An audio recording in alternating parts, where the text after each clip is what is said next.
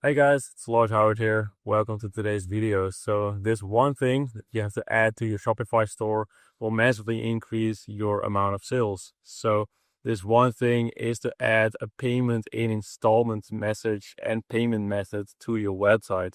So you can add many different payment installments providers. So buy now, pay later providers that I encourage you to add all to your websites. So this way, especially in today's economy, people don't have to front all the cash to buy products from you. So, and the more periods that they're able to pay it in, the better. So there's the standard Shop Pay payment methods that you're able to use from Shopify natively that gets like I think a payment in 3 installments, which is already good, or like a monthly payment they do.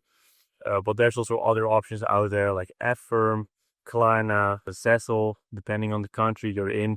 I encourage to contact all the different buy now, pay later providers to get the most advantageous rates basically for your customers so that they can basically buy the most comfortably from you. I had this client once and they had like an amazing provider that was able to offer, I think, like a 3 or 4 year payment period for their customers. So they were able to offer really expensive products that were around like $5,000 for only around $200 per month. So that was definitely a big thing for people to like get pushed over the edge to buy.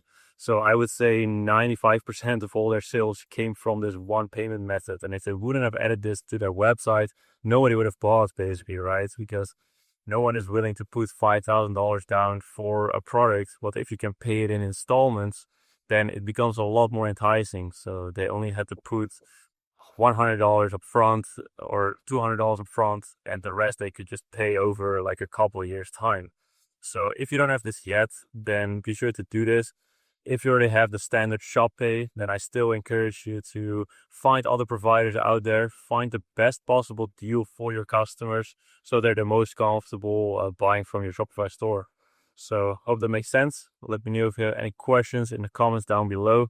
I read all the comments myself, and I will see you in the next video. Thank you for your attention. Bye bye.